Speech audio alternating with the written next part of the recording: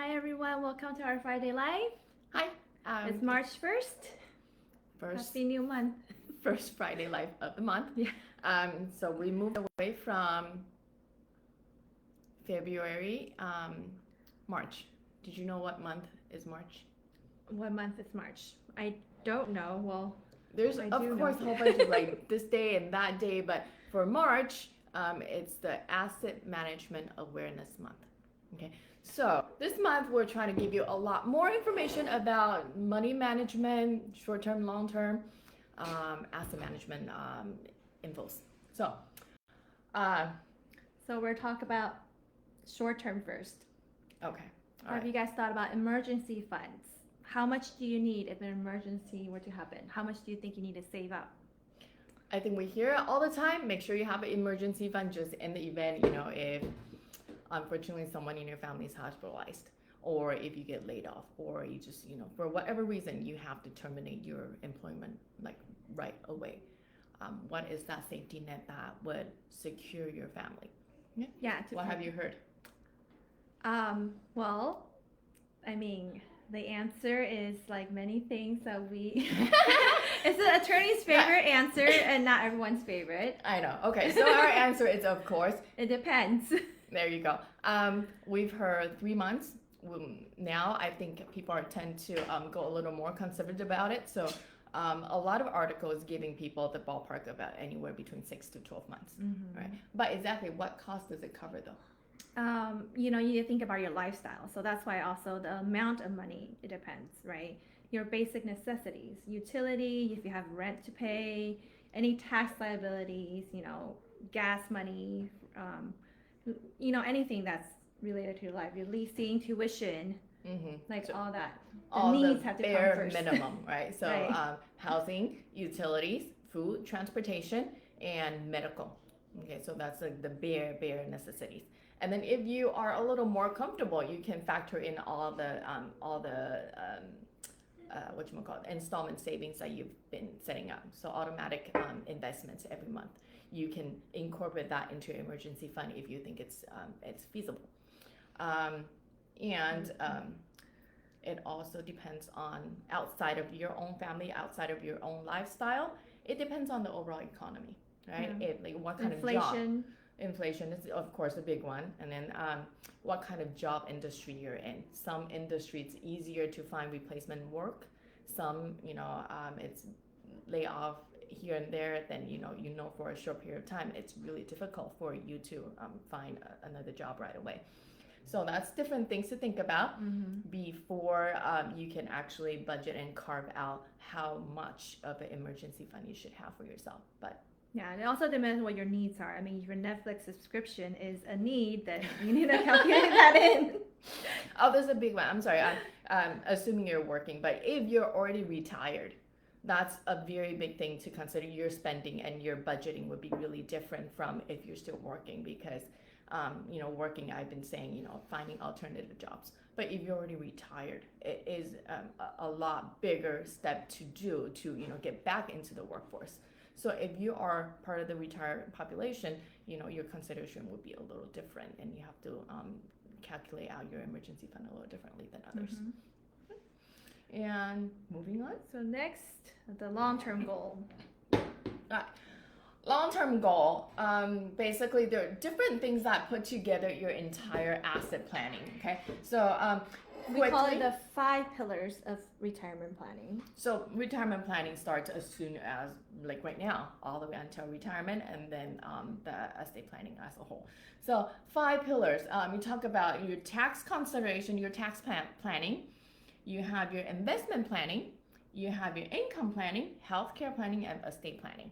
All right. So really importantly, we're gonna go into not too much detail, but a little bit about every single one. My biggest point to make sure I can hopefully draw it into you is that all need to happen at the same time. Not necessarily like concurrently everything all together, but it's something that you cannot say, I'm gonna finish my tax liabilities and then I'm gonna think about healthcare, because healthcare can't wait, right?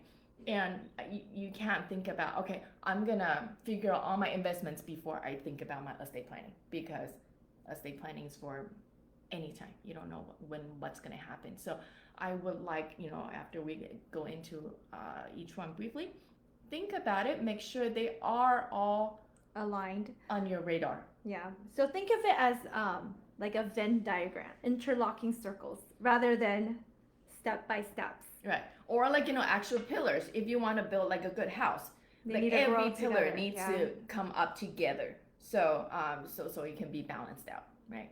So all right. Tax planning. Tax planning, you look at the ways that you can reduce your tax during your lifetime. So it has to do with constant reviewing of your tax return filings. Okay. Yes, I know you only file once a year. My constant meaning like every year you got to check in with your CPA. I'm not saying go with the same CPA for 5-10 years and without knowing exactly what kind of deduction you're taking. Actually, communicate with your CPA. Yeah, being aware of that, what type of deduction, the laws do change, the codes, make sure you have a CPA that's up to date and well versed, and they can help you, maximize those tax savings. Okay, and then as you if you are at an age closer to retirement, it's a good idea to familiarize yourself with the required distribution of your retirement accounts, because that will play a big part into the tax that you'll be paying when you're retired. Right. Right. So plan for that. And so along that same line, you think about whether or not you want to do Roth conversion. It's been a big topic recently. All right. And next one, investment planning. So investment, it's different for everybody, but of course, we will still advise you to go with a professional. There's a lot of wealth management advisors, financial advisors out there. You want it to be aligned with your family's goals, right? Whether how far away from your retirement you are, what type of spending we're looking at, and as well as your tax liabilities. So I think for everybody has different style of investing, right. But what you would like to take into account are the risks that you're taking and the return. At different stages in life, you would want to give out, you would want to balance out differently. Usually, if you're a little younger, you have more time for recovery than you can, something higher risk. And vice versa. So that's something you determine for yourself where you are, but knowledge is key. You're gonna make sure you have the knowledge and then make that determination. And then with Angela mentioned that there are a lot of financial advisors. You want to make sure you know how you're paying the fees on these advice. Is it a flat fee or percentage? Right. There are different ways. So in the long run, if the arrangement that you're choosing, make sure that's supposedly most economical. Right? Next, income. So income, what would you say? It's paycheck for life. If you're thinking about retirement, right? You have to make sure you're sustaining a certain income level and balance that with your savings and all the other pillars that we were talking about, of course. So if you're on a regular a set salary employment, how long do you want to work? And when you do retire, where is that replacement income coming from? You think about your lifetime planning. If you want to have some passive income coming in, at what point in time? Or a lot of people are starting to learn more about Social Security benefits. Social Security benefits has really different, it's mapped out really complicated. A lot of complication for many people. And you hear a little bit of this, a little bit of that, but because everybody's situation is all different. Again, the steps are calculated differently for right. everyone. So what makes more sense for you? Our answer is the same thing. It really depends. So learn or read up into it, or we'll try to feed you pieces along the way too. But it's just good to know your options. What kind of lifestyle or what kind of income you have right now may lead you to what type of Social Security benefits, and help you map out the transition between working and retiring and what type of income, so you can have a more accountable income for life. And also take in consideration, like we already mentioned, inflation and cost of living. I can't repeat that. I Enough mean, times. are you still gonna stay in the same state, or there are things to consider. Healthcare planning. So healthcare. That's Same a big thing. one. That's a really big one. If you have a steady job with a regular set employment, you usually, hopefully, have Insurance. medical benefit from your company. Mm-hmm. But whenever you stops working, what happens? Yeah. Okay. So that is a big thing. Before you never know when you're gonna get laid off. I hope not, but if that does, you have like a small window for you to get onto COBRA. But what other options do you have? It's something. It's good to have as an option that you already look into. So if you're getting private insurance, exactly what you're looking at, and even if medical is taken care of, long-term care costs. I'm getting a little older, so I do think of that a little more. It is going to be a big cost, and that's not covered by any of the insurance. A lot of insurance are carving out benefits actually as we speak. Yeah, they're having new policies that include the riders for long-term care. So make sure that is also taken care. Actually, at least you're thinking about it. And then any of other out-of-pocket expenses, like healthcare expenses, you have to know exactly, if you have already any conditions or you like a certain treatment, not necessity, but there's something in mind that you would like to have, included in your lifestyle. Those would probably be out of pocket, because it's not a necessity. So then that part you also have to figure into your own expenses. So it's something to account for in the long run. Lastly, estate planning, which is what we do. But like we said, it needs to tie into everything. Everything needs to align. It's not just one thing or the other thing. So again, I did not list that out in a particular order. It's how it usually comes up in articles or different topics that you're into. But that should not be placed last, okay? Not the last. It needs to go all at the same time, right? Of course, estate planning, make sure you have the right estate planning documents in place. And, it could be as simple as really figuring out, do you need a trust or not?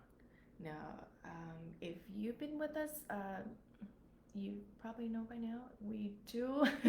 Most of the people who reside in California would benefit a lot from a trust. Yes. But figure that out for yourself so you know what you want and what you need. And all the ancillary documents that are in place, and of course the beneficiaries that we keep on talking about. That's when you get to map out how you want your assets to go. So you're building everything. You're doing all these different plannings. Don't let that last one slide.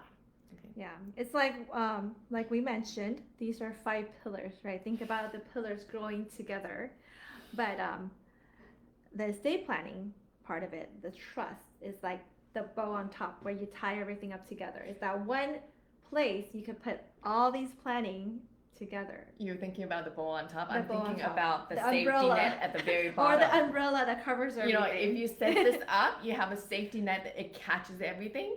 Yeah. So, that's probably for me the number one thing to do. And then on top of that, you can do whatever you know that you're going to be covered.